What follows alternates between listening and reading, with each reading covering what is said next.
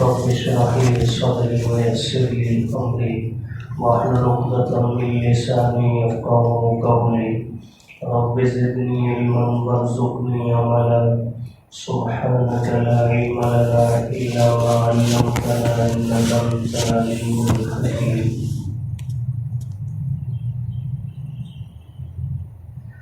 ولما جاء عیسیٰ بالبینات، اور جب آ چکے حضرت عیسیٰ علیہ السلام واضح نشانیاں لے کر، قال فرمایا قد جئتکم بالحکمت، تحقیق میں لایا ہوں تمہارے پاس حکمت کی باتیں، وَلِأُبَيِّنَ لَكُمْ، اور تاکہ میں بیان کر دوں تمہارے سامنے، بعض الذی، بعض وہ چیزیں، تختلفون فیہ، جن میں تم اختلاف کرتے ہو، فاتقوا اللہ، پس ڈرو اللہ کی ذات سے، وَأَطِیعُونِ، اور میری اطاعت کرو، ان اللہ، کہ بے شک اللہ ہی، هو ربی، وہ میرا بھی رب ہے،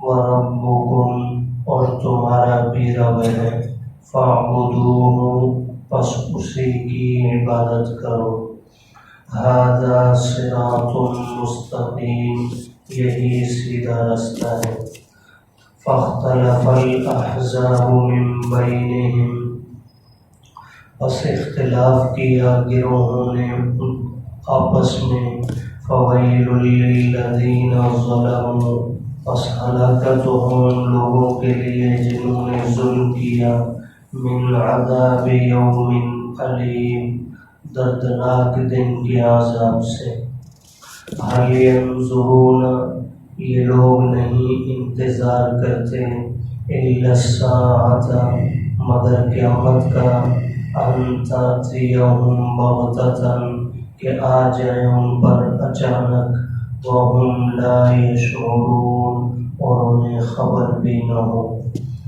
الاخلاء یومئذ، بے شک دوست اس دن، بعضهم لبعض عدو، بعض ان کے بعض کے دشمن ہوں گے، الا المتقین، سوائے تقوی والوں کے۔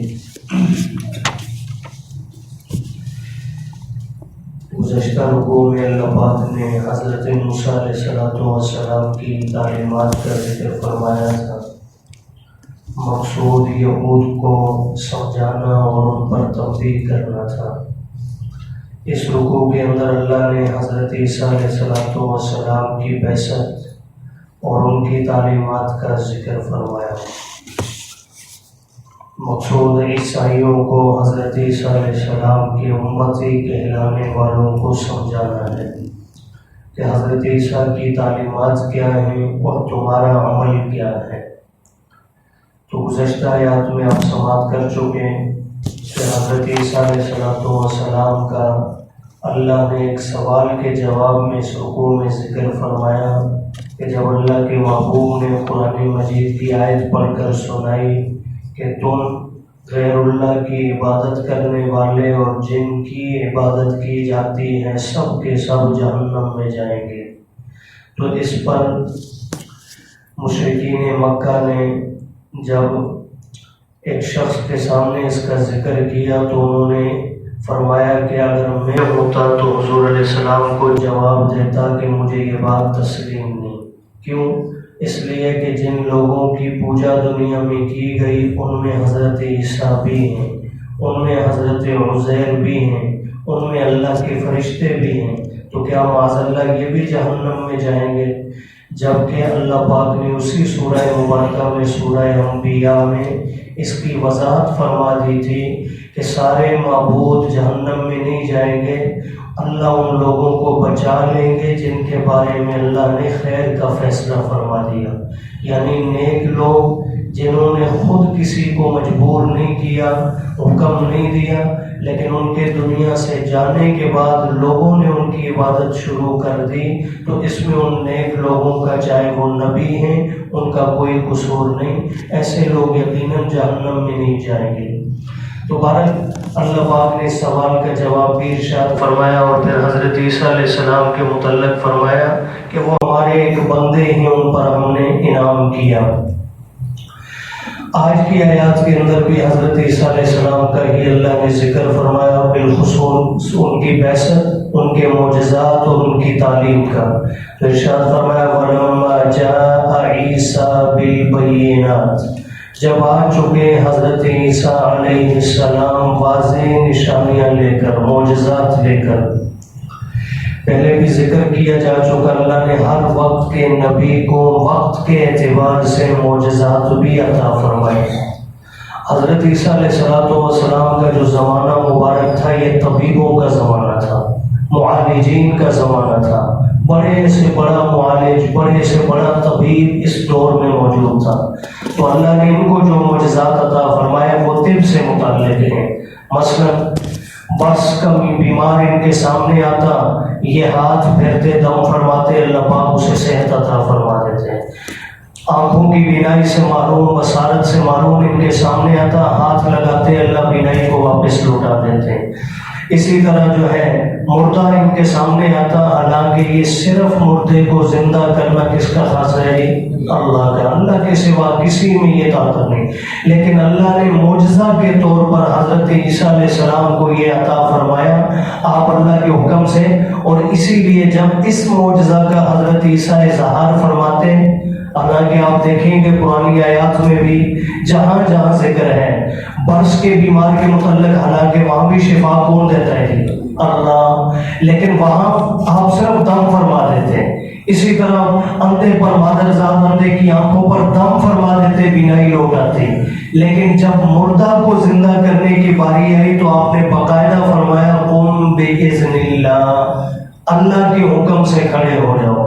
سمجھانا یہ مقصود تھا کہ یہ مردہ کو زندہ کرنا یہ مجھ عیسیٰ کی طاقت نہیں، یہ طاقت کس کی ہے جی؟ اللہ کی ہے۔ تو بہرحال اللہ نے حضرت عیسیٰ علیہ السلام کو ایسے معجزات عطا فرمائے جو طب سے متعلق تھے۔ مٹی کی چڑیا بناتے اللہ کے حکم سے، روح اس میں ڈل جاتی اور اسے جو ہے کہہ دیتے اڑ جا، اور وہ یوں اڑ کر چلی جاتی۔ تو بہرحال یہ اللہ پاک نے انہیں معجزات عطا فرمائے۔ تو فرمایا جب حضرت عیسیٰ علیہ السلام آ چکے واضح نشانیاں یعنی معجزات لے کر، قال، اور انہوں نے اپنی قوم سے فرمایا قد جئتکم بالحکمہ، تحقیق میں لایا ہوں تمہارے پاس حکمت کی باتیں۔ اس سے مراد کتاب بھی ہے انجیل، اور اس سے مراد شریعت کی وہ باتیں، یقیناً شریعت ساری کی ساری حکمت ہے۔ آج ہمارے ہاں حکمت جسے ہم دانش مندی، عقل مندی کہتے ہیں، ہمارے ہاں عقل مندی کیا ہے؟ جو اچھے ہنر سیکھ لیں، جو اچھا بینک بیلنس بنا لیں، ہم کہتے ہیں بڑا سمجھدار آدمی ہے۔ حالانکہ سمجھداری کا تعلق یاد رکھیے یہ بھی اللہ کی عطا ہے۔ اللہ دنیاوی بصیرت بھی عطا فرمائے، لیکن صرف دنیاوی بصیرت ہے، دین کی بصیرت نہیں، تو یہ سمجھداری کسی کام کی نہیں ہے۔ اس لیے اللہ سے دین کی بصیرت جو حکمت ہے، اسی لیے ہر نبی اپنی تعلیمات کے اندر یہ حکمت کا لفظ استعمال کرتا رہا۔ حضور علیہ السلام کے متعلق بھی قرآن مجید میں جہاں جہاں آپ کا تعارف فرمایا وہاں اللہ نے ساتھ حکمت کا بھی ذکر فرمایا ہے۔ لقد من اللہ علی المؤمنین اذ بعث فیہم رسولا منہم یتلو علیہم آیاتہ ویزکیہم ویعلمہم الکتاب والحکمہ۔ حکمت کا وہاں بھی ذکر ہے، تو ہر نبی نے ذکر کیا، تو معلوم ہوا کہ حکمت علوم نبوت کا نام ہے، ہنر اور فنون کے جاننے کا نام نہیں ہے۔ اسی لیے قرآن میں فرمایا وَمَن یُؤْتَ الْحِکْمَةَ فَقَدْ أُوتِیَ خَیْرًا کَثِیرًا، جسے اللہ نے حکمت دے دی اسے اللہ نے خیر کثیر عطا فرما دیا۔ تو اس لیے حکمت کو حاصل بھی کرنا ہے، اولادوں کو بھی تعلیم دینی ہے حکمت کی انشاءاللہ، اور اللہ سے دعا بھی مانگنی ہے۔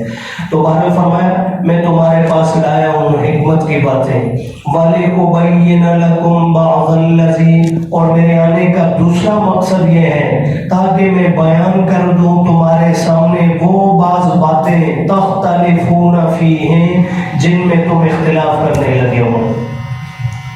اب یہ باتیں کون سی تھی؟ یہ شریعت سے متعلق تھی، چونکہ حضرت عیسیٰ علیہ السلام سے پہلے کا جو دین چلا آ رہا تھا وہ دین موسوی تھا، جس پر یہودیت قائم تھی، اور اللہ نے بہت ساری ایسی چیزیں جو حضرت موسیٰ کی شریعت میں حرام تھی، حضرت عیسیٰ علیہ السلام کی شریعت میں انہیں حلال قرار دیا، تو جس پر جو ہے عیسائیوں کا ذہن بھی جلدی ان پر آمادہ نہیں ہو رہا تھا، بعض جو تسلیم کر لیا اور بعض تسلیم کرنے کو تیار نہیں، تو حضرت عیسیٰ علیہ السلام نے آ کر ان کی بھی وضاحت فرمائی کہ یہ اللہ کا حکم ہے، میری اپنی طرف سے جو ہے اس کے اندر کسی قسم کی مداخلت نہیں۔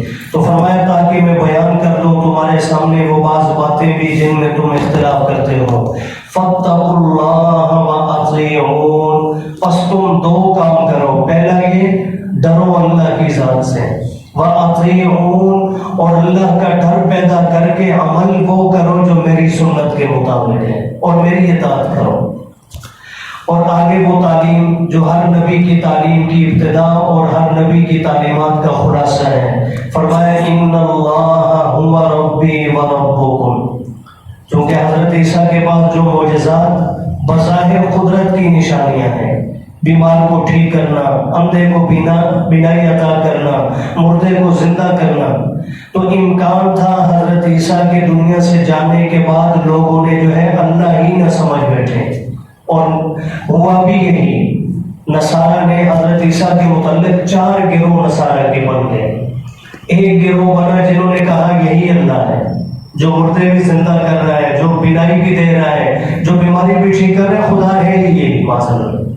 دوسرا گروہ آیا، وہ کہنے لگا نہیں یہ اللہ کا بیٹا ہے، اللہ تو نہیں ہے، ابن اللہ ہے، اللہ کا بیٹا ہے۔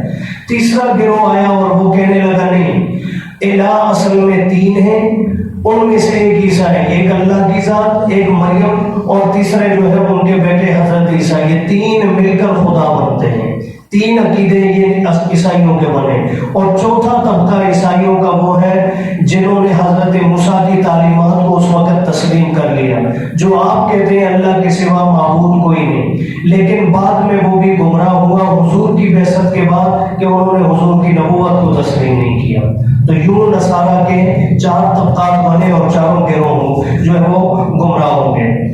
تو اللہ نے فرمایا ان اللہ هو ربی و ربکم، یہ حضرت عیسیٰ کے الفاظ ہیں کہ مجھے خدا نہ سمجھنا، اللہ وہ ذات ہے جو مجھے بھی پال رہی ہے اور تمہیں بھی پال رہی ہے، فاعبدوہ، لہذا عبادت میری نہیں اس ذات کی کرنا، ھذا صراط مستقیم، یہی سیدھا راستہ ہے۔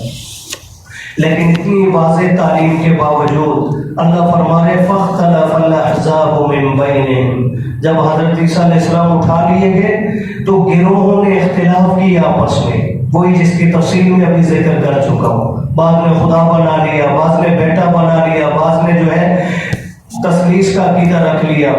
تو فرمایا فویل للذین ظلموا، چونکہ ہر گروہ شرک پر تھا، اللہ فرما رہے ہلاکت ہے ان لوگوں کے لیے جنہوں نے ظلم کیا یعنی شرک کیا، من عذاب یوم علیم، دردناک دن کے عذاب سے۔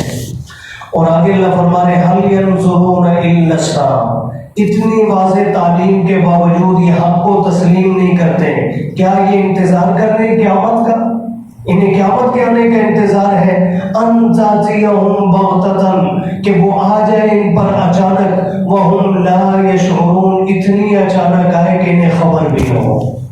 اب زلزلہ آتا ہے، یہ قیامت کی نشانیوں میں سے ایک نشانی ہے، اللہ دکھاتے ہیں، کیا ہم اس کا پیشگی جو ہے پہلے سے کوئی انتظام کر پاتے ہیں؟ جہاں بیٹھے کوئی پتہ نہیں، بلڈنگ کے نیچے ابھی اللہ جو ہے جھنجھوڑے زمین کو ہلائے، یہیں ہم سب کے سب جو دفن ہو جائے، تو اللہ پاک حفاظت فرمائے۔ تو قیامت کے اندر بھی شدید زلزلہ ہوگا، شدید زلزلہ، تو اللہ فرمانے کیا یہ اس قیامت کا انتظار کر رہے ہیں جو اچانک آئے گی اور انہیں خبر بھی نہ ہوگی۔ اور فرمایا جب وہ قیامت آ گئی تو یہ اپنی دنیا پر اسے قیاس کر رہے ہوں گے کہ ہم اپنے تعلق کی وجہ سے بچ جائیں گے۔ دنیا میں تو کیا ہوتا ہے جی، جس کا جو ہے تعلق پیچھے اچھا ہے، جس کے پیچھے طاقتیں موجود ہیں، وہ جو مرضی کرتا پھرے، کوئی اسے پوچھنے والا نہیں۔ لیکن فرمایا ایسا نہیں ہوگا، الاخلاء یومئذ، دنیا کے دوست قیامت والے دن بعضهم لبعض عدو، بعض کے دشمن بن جائیں گے۔